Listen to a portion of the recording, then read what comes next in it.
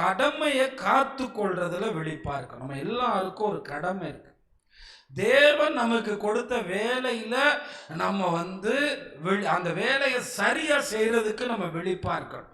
இது ரொம்ப ரொம்ப ரொம்ப ரொம்ப முக்கியம். உலகத்துல சொல்லுவாங்க, கடமையை செய் பலனை. ஏன்னா நீ கடமை செஞ்சாலே பலன் வந்துடும். ஆட்டோமேட்டிக்காக வேலை செஞ்சால் சம்பளம் வந்துடும். அப்போ நம்ம கடமையில் கருத்தாக இருக்கணும். நிறைய பேருக்கு காசில் கருத்தாக இருப்பாங்க. அப்படியே காலையில் போன உடனே ஓனர் போயிட்டாரா, உட்காரா, போயிட்டார்ல, ஆமாம், அடுத்து வந்துட்டாரா, காசு கொடுப்பாரா, வாங்கிட்டு போயிடுவான்னு. ஆனால் அப்படிப்பட்ட வேலைக்காரங்க அவங்களுக்கு தான் ஆக்கினையை உண்டாக்குறாங்க. அந்த ஓனர் பொழைச்சிக்கிடுவான். அந்த ஓனர் அடுத்த தடவை கண்காணிச்சு, எந்த ஆள் சரியில்லையே, இவன் நேர்மையானவனா தெரியலையே அப்படின்னு பார்ப்பார். எப்பயும் காசுல கருத்தா இருக்கக்கூடாது, கடமையில கருத்தா இருக்கணும். கடமை செய்யறதுல விழிப்பா இருக்கணும். கடமையில கண்ணும் கருத்துமா விழிப்பா இருந்து அதை நிறைவேற்றணும். இது ரொம்ப ரொம்ப முக்கியமானது. ஆண்டவராகி இயேசு இதுக்கு அடையாளமா ஒரு உவமையை சொன்னார். மத்தேயு 24ஆம் அதிகாரத்துக்கு நேரம் நீங்க திருப்பினீங்கன்னா, ஆண்டவராகி இயேசுவினுடைய கடைசி அந்த சிலுவைக்கு முன்னாக சொல்லப்பட்ட நிறைய உவமைகள்ல இதுவும் ஒண்ணு. 24ஆம் அதிகாரத்துல நீங்க பாத்தீங்கன்னா 44ஆம் வசனத்துல இருந்து பாருங்க. நீங்க நிலையாத நாளிகையிலே, நாளிகை என்றால் நொடி, இதனால புரிஞ்சுக்கிறணும். ஆமா, நாளிகைன்னா என்ன அர்த்தம்? ஆமா, நீங்க நிலையாத நாள்ல வர்றதை விட்டுருங்க, நாளிகை, இந்த நொடி தான் இயேசு வருவார்னு ஒண்ணுமே சொல்ல முடியாது. எப்ப வருவார்னு கணிக்கவே முடியாது.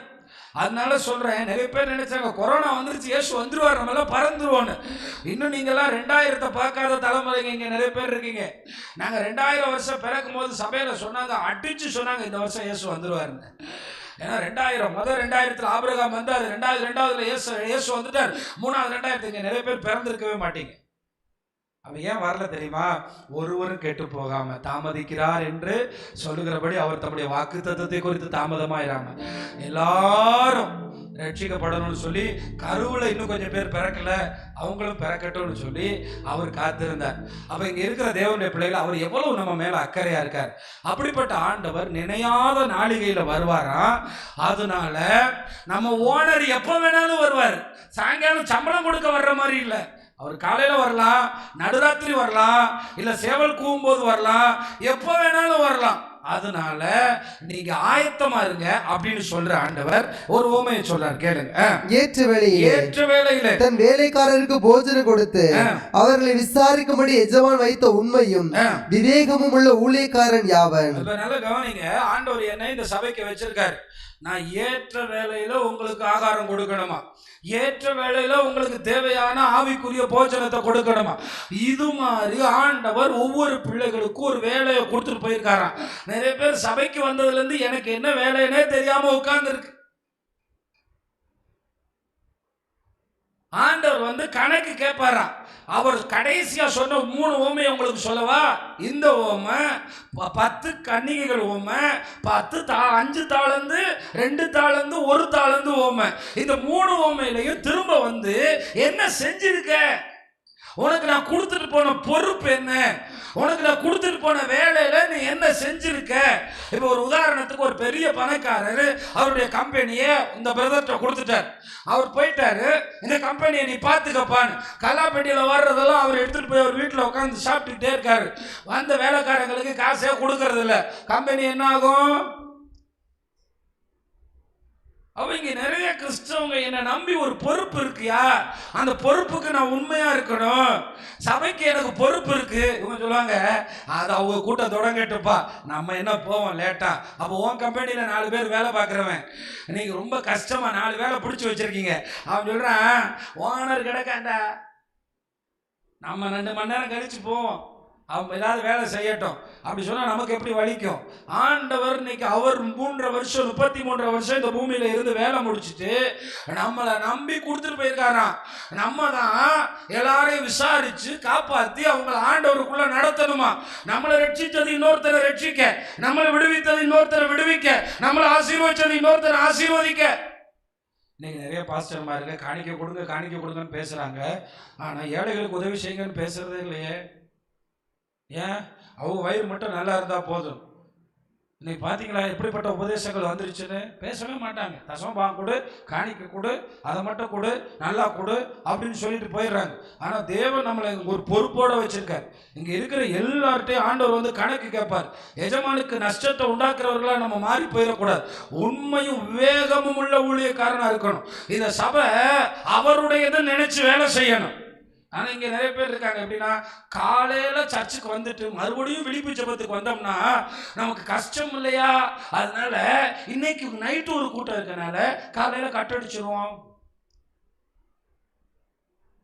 ஏன்னா இவங்களுக்கு எஜமான் ரொம்ப குறைவா வச்சிருக்காரு. குச்சி வீட்டில் தான் இவங்களை வச்சிருக்காரு. இவங்களுக்கு வாழ வழி இல்லாமல் இருக்கு. இவங்களுக்கு சோறே கிடையாது. இவங்களுக்கு ஆண்டவர் எதுவுமே கொடுக்கல. அதனால இவங்க அப்படிதான் வாழ இன்னைக்கு நிறைய பேர் இருக்காங்க. பொறுப்பற்றவர்களா, அவங்க குடும்பத்தையும் பொறுப்பா நடத்துறது இல்லை, வாழ்க்கையும் பொறுப்பா நடத்துறது இல்லை.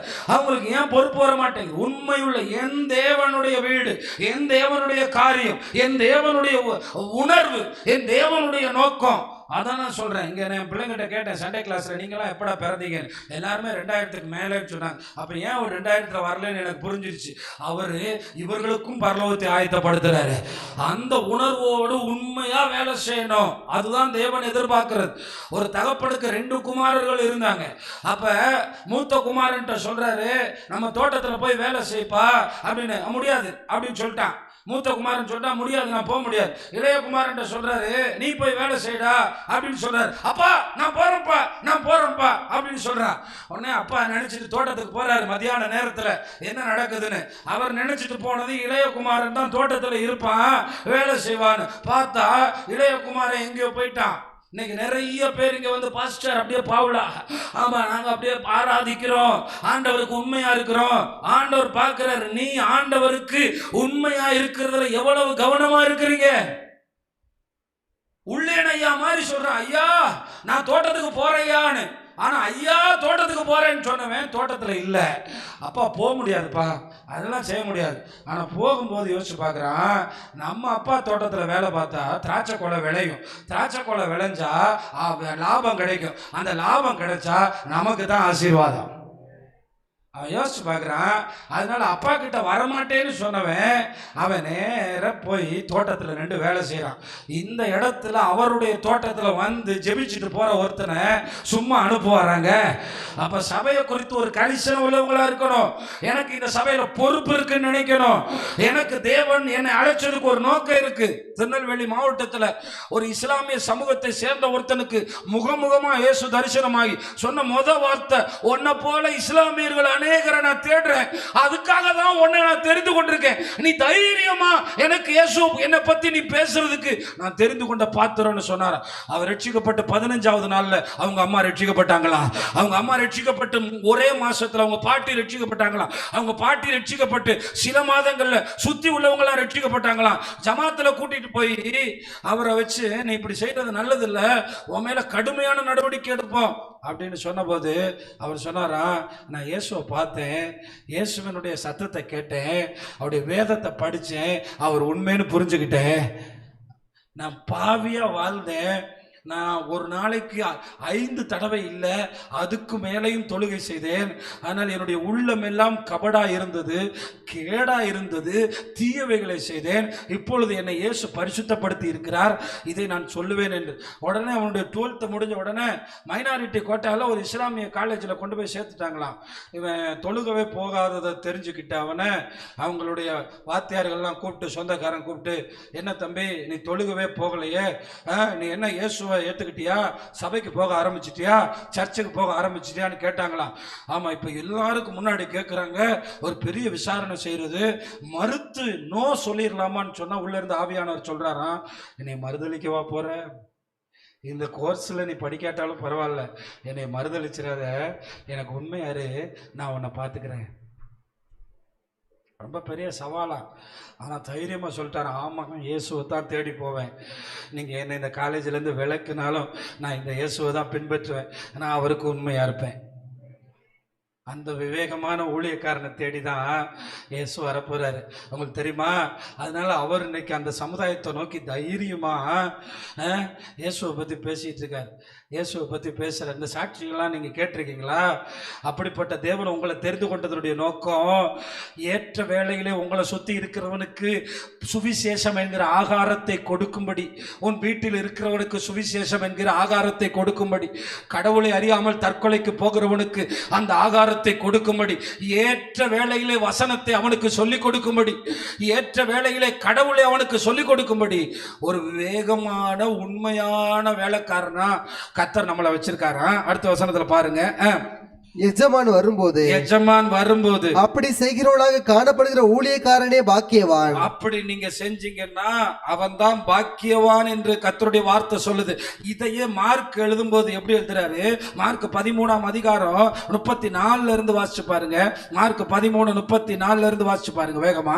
ஒரு மனுஷன் தன் வீட்டை விட்டு புறதேசத்துக்கு பிரயாணம் போக எத்தனைக்கும் போது தன் ஊழியக்காரருக்கு அதிகாரம் கொடுத்து, நம்ம எல்லாருக்கும் ஆண்டவர் என்ன கொடுத்திருக்காரு? அதிகாரம் கொடுத்திருக்காரு. நமக்கு பிசாசின் மேல என்ன இருக்கு? வியாதியின் மேல என்ன இருக்கு? நீங்க தைரியமா வியாதிப்பட்டவன் ஒருத்தன் வந்தான்னா உங்களுக்கு தேவன் அதிகாரம் கொடுத்திருக்காருன்னு நீங்க அவன் மேல ஜோம் பண்ணணும். நீங்க ஜோம் பண்ணும்போது அவனுக்குள்ள இருக்க பிசாசு ஓடும். நீங்க ஜோம் பண்றதுதான் விசுவாசம். அங்க பாருங்க, அந்த அந்த ஊழியக்காரராகிய நம்ம எல்லாருக்கும் இயேசு அதிகாரத்தை கொடுத்துட்டு போயிருக்காரு. அவனுக்கு தன் வேலையையும் நியமித்து. பாத்தீங்களா? எனக்கும் வேலை இருக்கு, உங்களுக்கும் வேலை இருக்கு. நான் சொல்லல, இயேசு சொல்லியிருக்காரு. அவனுக்கு வேலை கொடுத்துருக்காரான். அவனுக்கு வேலை இருக்கான். ஒவ்வொருத்தவங்களுக்கும் வேலை இருக்கு. அவனுக்கு தன் வேலையை நியமித்து விழித்திருக்கும்படிக்கு என்னவா என்ன இருக்கணும்? ஆமா. அதனால எப்பயுமே ஒரு விஷயத்தை நான் நல்லா சொல்றேன், கவனிங்க. ஆண்டவருடைய காரியத்துல கடமையும் கண்ணும் கருத்தும் ஆராதனை இருக்குது. ஆத்துமாதான் பண்ணணும். இன்னைக்கு விழிப்பு ஜெபம் இருக்கு, இன்னைக்கு உபவாச ஜெபம் இருக்கு, இன்னைக்கு ஆண்டவரை தேடி ஓடணும். நான் பரிசுத்தமா இருக்கணும், சாட்சியா இருக்கணும், ஏத்த வீட்டுக்கு முன்னாடி சாட்சியா இருக்கணும், நான் தேவனுக்கு ஏற்றபடி நடக்கணும். இப்படி கிறிஸ்தவனா வாழ்ற தேவன் விரும்புகிற காரியத்துல கண்ணும் கருத்துமா இருக்கிறவன் உலகத்துல எந்த காரியத்திலையும் தோல்வி அடைய மாட்டான். ஆமா. தரியு வந்தாலும் சரி, ஆமா, எந்த ராஜா வந்தாலும் சரி, நேபுகாத்நேச்சார் வந்தாலும் சரி, கோரேஸ் வந்தாலும் சரி, ஒருத்தனை எல்லாரும் தேடுவாங்க, கடமையில கருத்தா இருக்கிற தானியேல. அதனால சொல்றேன், எப்பயும் நிறைய பேர் பாத்தீங்கன்னா நம்ம வேலை தானே, எப்ப வேணாலும் போவோம் ஆபீஸுக்கு. அப்படி இல்லை, கருத்தா இருக்கணும். சர்ச்சுக்கு எப்ப வேணாலும் போவோம், அப்படி இல்லை, கருத்தா இருக்கணும். அவனுக்கு வேலை கொடுத்துருக்காரு. நான் உங்க எல்லாருக்குமே சொல்றேன், சின்ன சம்பளமா இருந்தாலும் கருத்தா வேலை பாரு, சீக்கிரத்துல ஓனரை விட கர்த்தர் உயர்த்துவார். சம்பளத்தை மட்டும் பார்க்கவே கூடாதுங்க. ஒரு காரியத்துல ஒரு இடத்துல வேலைக்கு போறீங்கன்னா சம்பளத்தை பார்த்தீங்கன்னா நீங்க முன்னேறவே முடியாது. கருத்தா இருக்கணும். இன்னைக்கு என் ஃப்ரெண்டு அந்த முத்துவோட வாட்ஸ்அப் ஸ்டேட்டஸ் எல்லாம் பார்க்குறேன், வளர்ந்துக்கிட்டே இருக்கான். அன்னைக்கு வெறும் 2000 ரூபாய் சம்பளத்துக்கு எத்தனையோ வருஷமா இந்த ராமநாதபுரத்தில் வேலை பார்த்தான். நிறைய பேர் கேட்பாங்க, என்ன அந்த கொஞ்சம் சம்பளத்தில் இப்படி காலையில இருந்து சாயங்காலம் வர இங்கே உட்கார்ந்துருக்கேன்னு. இன்னைக்கு சென்னையில் அவனுடைய வளர்ச்சி ரொம்ப ஆச்சரியமா இருக்கு. ஏன்னா கடமையில் கருத்தா இருப்பாங்க. காலையில் 9 மணிக்கு போய் கடையை திறப்பான், 10 மணிக்கு கடையை போட்டுவான், சம்பளத்தை பார்க்கறதே இல்லை. நான் சென்னைக்கு அவனை சந்திக்க போகும்போது அருண் ஐஸ்கிரீம்ல இருந்தான். நான் கேட்பேன், இப்படியே உட்காந்துருக்கேன் முத்து, உனக்கு போர் அடிக்கலையான்னு. இங்கே தான் தொழிலை கற்றுக்கிறேன். அப்போ இந்த தொழில் எப்படி ஓடுதுன்னு கேட்குறேன். நினைப்பா கடை அப்படி சும்மா இருக்குன்னு. சாயங்காலம் பார்த்தீங்கன்னா அப்படியே வந்து ஸ்கூல் முடிச்சுட்டு பிள்ளைங்க வந்து கடையில் உட்காருவாங்க, காலேஜ் பசங்க வந்து உட்காருவாங்க. ஆமாம், தீபாவளி வந்துட்டா அப்படி பயங்கரமாக. அப்போ பல வருஷமா இருந்து பிஸ்னஸை கற்றுக்கிட்டான். சம்பளத்தை இல்லை, கடமையில் கண்ணோக்கமா. இன்னைக்கு மெட்ராஸ் பட்டணத்தில் இடம் வாங்கி நேரு நகரில் இருக்க இடம் வீடெல்லாம் இருக்கட்டும் போட்டு போயிட்டாங்க. அவங்க சம்பளத்தை பார்க்கல, கடமையை பார்த்தாங்க. கண்ணு கருத்துமா இருந்தான். ஆமா, கடமையில காரியத்துல உனக்கு கர்த்தர் கொடுத்திருக்க கடமையை கண்ணு கருத்துமா இருந்து பாரு, விழிப்பா இருந்து பாரு. அதுதான் தேவன் வரும்போது நமக்கு ஒரு பெரிய மகிமை. ஆண்டவர் நம்மளை விழித்திருக்கும்படி காவல்காரனுக்கு சொல்லிட்டு போயிருக்காராம், நமக்கு வேலை கொடுத்திருக்காராம். அடுத்த வசனத்தை பாருங்க. அப்படியே நீங்களும் விழித்திருங்கள். பாத்தீங்களா? எப்ப கணக்கு கேட்டாலும் இதுல என்ன கவனிச்சுக்கணும், எப்ப ஆண்டவர் வந்தாலும் போறதுக்கு ஜாக்கிரதையா விழிப்பா இருக்கணும். எப்ப வேணாலும் வருவார். எப்படி வருவார் வாசிங்க. ஏனெனில் வீட்டெஜமான் சாயங்காலத்திலோ கூட வருவார், நடுராத்திரியிலோ சேவல் நேரத்திலோ. இதுதாங்க நடுராத்திரி. இப்ப கூட வருவாருங்க. ஆமா, இன்னைக்கு வந்தா போயிருவீங்க, நாளைக்கு. அப்ப நீங்க தூங்க கூடாதா? தூங்கலாம், ஆனாலும் கடமையை முடிச்சுட்டு தான் தூங்கணும். சில பெண்களை பார்த்தா அந்த கிச்சன் சிங்க்ல பாத்திரம்லாம் குமிஞ்சு கிடக்கும், தூக்கம் வருது. காலையில பார்த்தா அதெல்லாம் மோந்து பார்த்தா எப்படி இருக்கும்? சில பிள்ளைங்க சாப்பிட்டுட்டு பாதி டிஃபன் பாக்ஸை மூடி வச்சிருக்கோம். 3 நாள் கழிச்சு தான் அம்மா திறக்கும். உள்ள என்ன இருக்கும்? கடமை, கண்ணியம், கட்டுப்பாடு. இங்க கடமை செய்யறதுக்கு விழிப்பா இருக்கணும். நீங்க கடமை செய்யறதுக்கு மட்டும் விழிப்பாருங்க. ஆமா, இந்த கூட்டத்துக்குலாம் என்னத்துக்கு போறோம்? நமக்கான சபை, நம்மளை ஆசீர்வதிக்கிற சபை. நம்மளை ஆசீர்வதிக்கிறதுக்கு தேவன் வருவார். அவர் தோட்டத்துல நம்மளை சும்மா அனுப்ப மாட்டார். ஆமா, தாமதமா ஆசீர்வதிக்கும் போது நிறைய கொடுப்பார். அப்படி தேவன் இருக்கிறாருன்னு நம்பி கடமையா நீங்க எல்லாத்தையும் கண்ணு கருத்துமா செய்யணும். அது ரொம்ப முக்கியம். அதுல கடமை செய்யறதுக்கு விழிப்பா இருக்கணும். நீங்க நிறைய பேர் வேலைக்காக காத்திருக்கீங்கல்ல, நீங்க வேலைக்காக காத்திருக்கிறத விட வேலை செய்யும் போது 2 மடங்கு நீங்க போராடணும். நிறைய பேர் நினைக்கிறீங்க, பாதி பேர் வேலையில போயிட்டு சவாலா இருக்கு, கஷ்டமா இருக்கு, மேலதிகாரி திட்டுறான், பேக தூக்கிட்டு வந்துடுறது.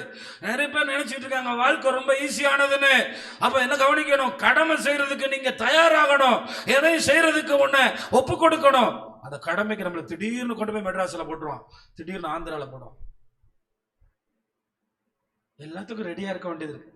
ஏன்னா அந்த ராஜ்யத்துல வேலைக்கு போயிட்டோம், அவன் செய்யறதுக்கு நம்ம ரெடியா இருக்கு. அவங்க இருக்கிற தம்பிமார்கள்ட்ட நான் என்ன கேட்குறேன், ஆண்டவர் நடுராத்திரி வருவாரா? எப்போ வந்தாலும் இப்போ கணக்கு கொடுக்கறதுக்கு ரெடியாக இருக்கீங்களா? உங்களை நம்பி என்னை நீங்கள் பார்க்குறீங்களா? 13 வருஷத்துக்கு முன்னாடி இந்த சபையை கையில் எடுத்தோம். ஆமாம், இன்னும் போராடிக்கிட்டே இருக்கோம், இன்னும் போராடுவோம். இதோடு இல்லை, அவருடைய வருகை தாமதிக்குமானா ஆண்டவர் நமக்கு உதவி செய்வாரானால் இன்னும் பெரிதானவைகளை செய்வோம். அல்லேலூயா. பேங்க்ல டெபாசிட் பண்ணணும்னு நினைக்கல, அவர் நமக்கு கொடுத்த பொறுப்பை கண்ணு கருத்துமா இருந்து எனக்கு ஒரு ஆசை இருக்கு, இன்னும் பெரியவைகள் அவருக்காக செய்யணும், இன்னும் அநேகரை எழுப்பணும். அல்லேலூயா, அல்லேலூயா. சொல்லுங்களேன். அந்த ஜோசப் மோசஸ் ஐயாவுடைய மரணத்தில் போய் என் பிள்ளைங்கிட்ட எல்லாம் கேட்டேன், பாரு எத்தனை பேரை எழுப்பியிருக்காரு, எத்தனையோ பேரை எழுப்பியிருக்காரு, எத்தனையோ பேர் சாட்சி சொன்னாங்க. அந்த ஐயா எங்களுக்கு அதை சொல்லி கொடுத்தாரு. அப்ப நம்ம வாழ்க்கையில இருக்கும்போது தேவனுக்காக பொறுப்பா ஒரு 50 வாலிபர்களை இயேசுக்காக நம்ம எழுப்பிட்டோம்னா ஆண்டுடைய வருகை தாமதிக்குமானா சூரியனை போல அவங்க ஜொலிப்பாங்கல்ல. ஆண்டுடைய வருகை தாமதிக்குமானா அப்ப நமக்கு அந்த பொறுப்பு இருக்கு. ஆனா நம்ம என்ன பண்றோம்னு காட்டவா உங்களுக்கு? எப்படி விழிப்பா இல்லாம என்ன பண்ணிக்கிட்டு இருக்கோம் தெரியுமா? ஆமா, என்ன பண்றோம்? உன்னத பாட்டு 5ஆம் அதிகாரம் 2-6 வரை வேகமா வாசிங்க. உன்னத பாட்டு 5ஆம் அதிகாரம் 2-6 வரை வாசிங்க. நான் நித்திரை பண்ணினேன். நித்திரை தூங்கிட்டாங்களாம். யாரு? நம்ம தான் மனவாட்டி தூங்கிச்சான். நித்திரை பண்ணினேன், என் இதயமோ விழித்திருந்தது. சிலர் பாத்தீங்களா, தூங்குற மாதிரி இருக்கும், ஆனா இதயம் மட்டும் என்ன செய்யாது? தூங்காது. எதையோ நினைச்சுக்கிட்டே இருக்கும். அடுத்த நாளைக்கு போய் வாங்க போறதை நினைச்சிட்டு இருக்கோம், இல்ல எதையோ நினைச்சுக்கிட்டு இருக்கோம். கண்ணு தான் தூங்குன மாதிரி இருக்கும், கூப்பிட்டீங்கன்னா ஆள் தூங்காது. அதே மாதிரி சொல்லுது மனவாட்டி, நான் தூங்கினேன், என் இதயமோ விழித்திருந்தது. கதவை தட்டுகிற இயேசு வந்து கதவை தட்டுறாரு, சத்தம் கேக்குது.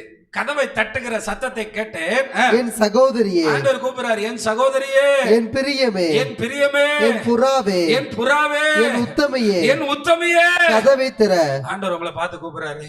எனக்கு எல்லாமே நல்லாதான் இருக்கு, ஆனா நீங்க சொல்றதெல்லாம் நல்லாதான் இருக்கு, இயேசுவுக்கு கதவை திறக்க முடியாத அளவுக்கு நான் வேற ஆளுக்கு கதவை திறந்துட்டேனே பாஸ்டர்.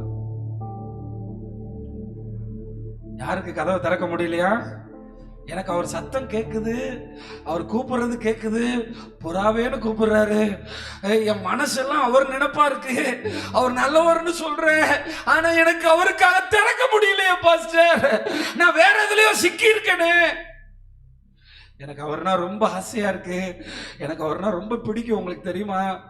ஆனா அவர் சொல்றத கேட்கிற அளவுக்கு என்னால முடியலையே, அவர் கொடுத்த பொறுப்பை காப்பாத்துற அளவுக்கு என்னால முடியலையே. எனக்கு ஆசையா தான் இருக்கு, ஆனா என்னால என்ன திறக்க முடியலையா? கதவை திறன்னு சொல்றாரு.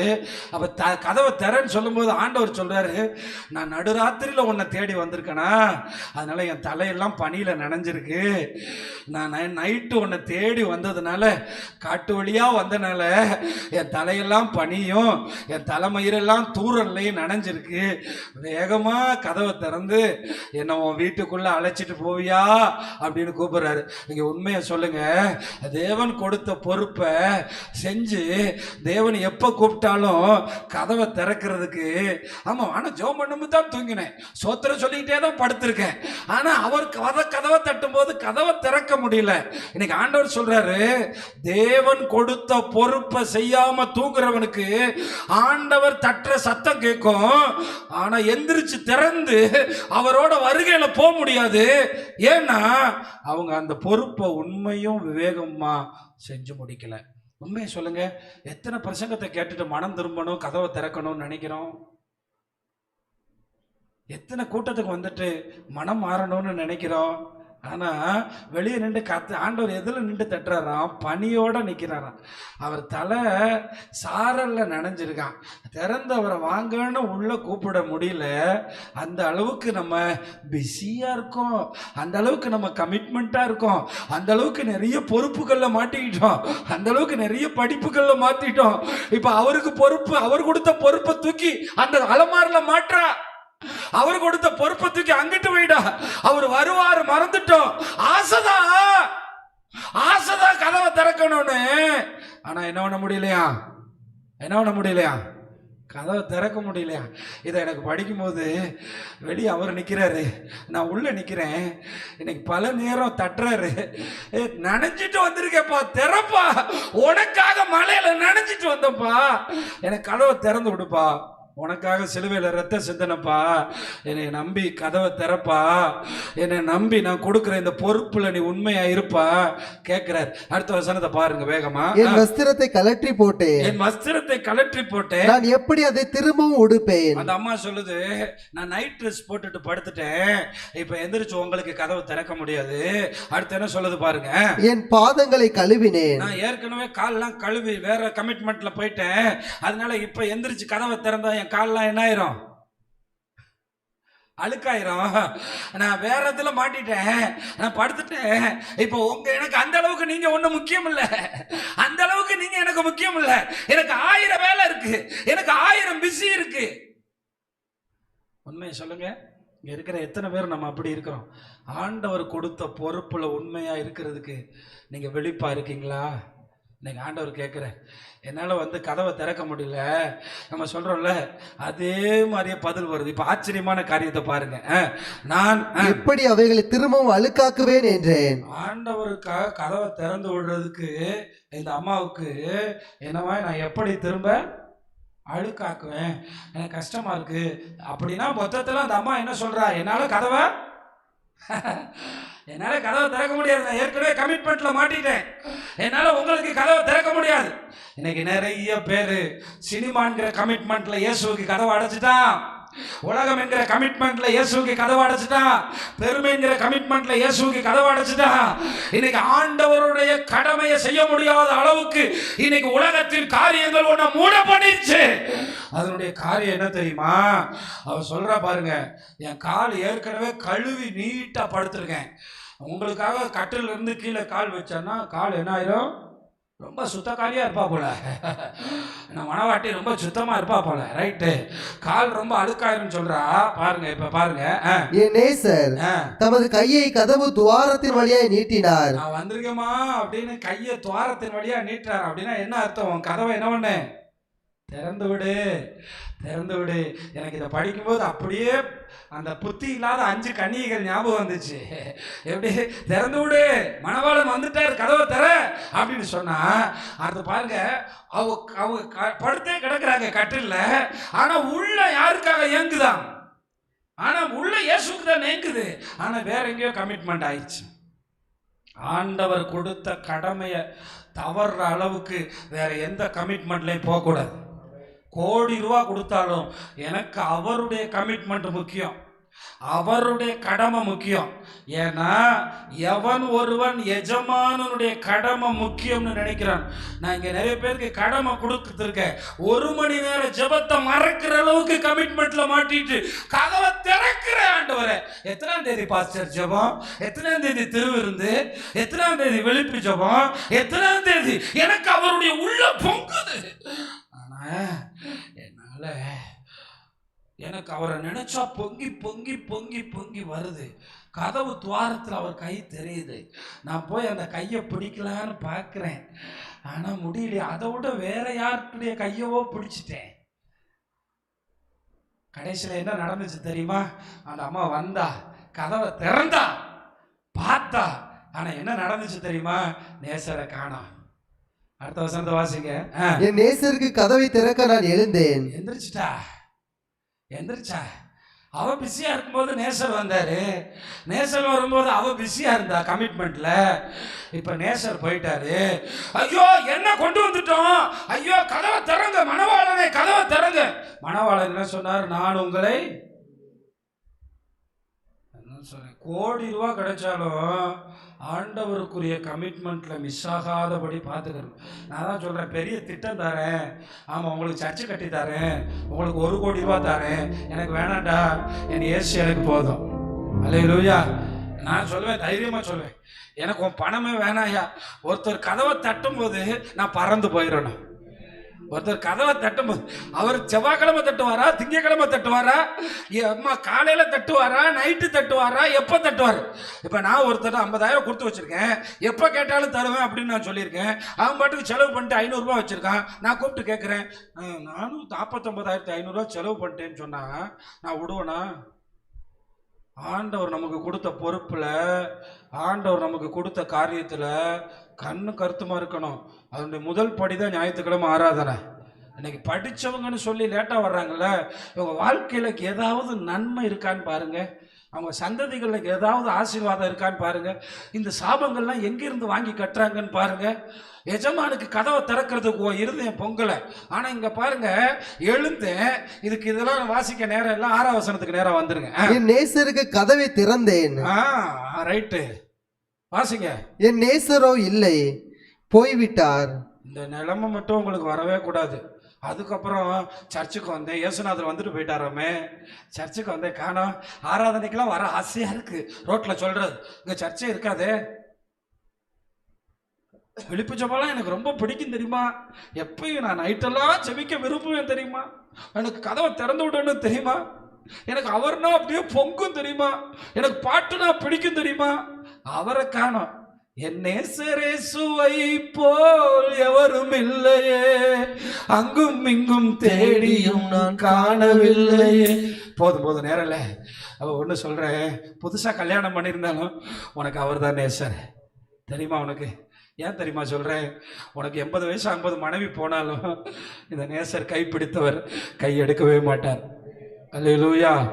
அதான் சொல்றேன், வாழ்க்கையில உனக்கு நான் நினைச்சு பார்ப்பேன், நம்ம மனைவி இல்லாத காலம், நம்ம பிள்ளைங்க இல்லாத காலம். ஏன்னா ஆவியானவர் இருக்கும்போது பேக்ல கொண்டு போய் நம்மளை, நான் எதிர்காலத்தில் கொண்டு போய் நம்மளை நினைப்பார். இயேசுவோட வாழ பழகிட்டியா? நேசருக்கு எப்ப கதவை திறந்து வச்சிருக்கியா? இயேசுவோட வாழ பழகிட்டா ஏமாற்றம் இல்லை. எப்பையும் தேவன் எனக்கு கொடுத்த சபையில பொறுப்பா இருக்கணும், எனக்கு கொடுத்த ஜெபக்குழுவை பொறுப்பா இருக்கணும். எனக்கு கொடுக்கப்பட்ட சின்ன பொறுப்பு தான் என்ன ராஜாவா மாத்தும். நல்ல கவனிங்க, தாவீதை ஏன் ராஜாவை மாத்தினார் தெரியுமா? அவங்கிட்ட ஒரு ஆடு கரடி பிடிச்சிச்சு. ஒரு ஆடை 1000 ஆடு வச்சிருக்கவனுக்கு ஒரு ஆடை கரடி பிடிச்சா என்னங்க? ஒரு ஆடை சிங்கம் பிடிச்சா என்ன? இவன் ஒரு ஆடு கூட உயிர் போக விட மாட்டான். இவன் ராஜாவானா நல்லா இருக்கும். அதனாலதான் தாவீதின் சந்ததியில நான் ராஜாவாவேன்னு சொல்றாரு. ஏன் அப்படி சொல்றாரு? பொறுப்புல உண்மையா இருக்கணும். சம்பளம் வாங்குறதுல மட்டும் இன்னும் 50 ரூபா குறைஞ்சிருச்சு, இன்னும் 100 ரூபா குறைஞ்சிருச்சு, ஆனா வேலை செய்யறது ஒரு கிடுவு கூட எடுத்துக்க மாட்டான், ஒரு கம்பு கூட எடுத்துக்க மாட்டான். எனக்கெல்லாம் இன்னைக்கு வேலைக்காரர்களை தேடி கண்டுபிடிக்கணும். அவன் எஜமான் மாதிரி நம்மள நடத்துறான், காசே கொடுக்காம வேலை செய்யற போல நடத்துறான். இன்னைக்கு அப்படிப்பட்ட நிலைமை, ஆண்டவருக்கும் இன்னைக்கு அப்படிப்பட்ட நிலைமை. உண்மை உள்ள வேலைக்காரங்களை தேடுறாரு. அப்படி நீ உண்மையா வேலை செஞ்சினா ஒன்ன ஒரு சேர்ல உட்கார வச்சு அவர் தன் அறைய இடுப்புல கட்டிட்டு உனக்கு சாப்பாடு பரிமாறுற காலம் வெகு தூரத்துல இல்லை. இந்த மகிமை உனக்கு வேணும்னா ஆண்டவருக்கு பொறுப்பான பிள்ளைங்களா நம்ம எல்லாரும் நடந்துக்கிறோம். நிறைய பேர் நினைக்கிறாங்க பாஸ்டரே எல்லா மகிமையும் வாங்கிக்கிறட்டும், நாங்கள் குப்பையிலே கிடக்கிறோம், பாஸ்டரை பார்த்து பொறாமப்பட்டுக்கிறோம். அப்படி நினைக்க கூடாது. ஆசீர்வாதங்கள் பகிர்ந்து அளிக்கப்படணும், எல்லாருக்கும் பொறுப்பு இருக்கணும். அப்ப பொறுப்புல கடமை, எல்லாரும் சொல்லுங்க, கடமையை செய்யறதுல விழிப்பா இருக்கணும். ஆமா, இங்க சேர் போடுறதுக்கு ஒரு பையனை நியமிச்சிருந்தா பல நேரம் காணாமலே போயிடுவான். கடைசியில் பார்த்தா வண்டவாளம் தண்டவாளம் ஏறிடும், தண்டவாளம் வண்டவாளம் ஏறிடுமா சொல்லுவாங்கல்ல. அப்புறம் யாரா சேர் போடுறது, அடுத்த 2 பேர் எவனா இருப்பான். இந்த சின்ன சின்ன பொறுப்பு, உனக்கு கொடுக்கப்பட்ட சின்ன சின்ன பொறுப்பு. இன்னைக்கு ஆராதனை நான் போனா தான் நடக்கும், நான் தான் மைக் செட் அரேஞ்ச் பண்றேன், நான் தான் ஸ்பீக்கர் அரேஞ்ச் பண்றேன். இந்த காரியத்துல நம்ம விழிப்பா இருக்கணும். கடமையை மட்டும் சரியா செஞ்சுட்டோன்னு வச்சுங்களேன், மீனை உள்ள ஏத்துறது அவர் வேலை, வலைய போடுறது உங்க வேலைன்னா மீன் வராம வீட்டுக்கு உங்களை வர விட மாட்டார். அதனால சபைக்கு வரும்போது நம்ம எல்லாருக்கும் கடமை இருக்கு. உண்மையும் உத்தமமான வேலைக்காரனா நம்ம இருக்கிறதுல எனக்கு இந்த உன்னத பாட்டை இதை படிக்கும்போது, ஆமா நம்மளும் இப்படித்தான் பல நேரம் வா மகனே, வா மகளே, வா உத்தமையே, நேசரே அப்படின்னு ஆண்டவர் வந்து தட்டும் போதெல்லாம் போகாம இருந்து அவருக்கு வேலை செய்யாம இருந்துட்டு வயசாகி நரைச்சு போன பிறகு வந்திருக்கேனாதா, பாட்டு தாளந்து தாருமாண்டவரே, கீபோர்டு தாளந்து தாருமாண்டவரே, வரங்களை தாருமாண்டவரே, பேய் விரட்ட கிருபை. நான் உன் வீட்டு வாசல வந்து தட்டி தட்டி வாடா மகனே, நான் தூரல்லையும் மலையிலையும் நனைஞ்சு வாராசா, வாப்பா எனக்காக வாப்பா வாப்பா அப்படின்னு கூப்பிட்டேன். நீ கதவை பூட்டிட்டு கால் அழுக்காயிரும், கை அழுக்காயிரும், ட்ரெஸ் அழுக்காயிரும்.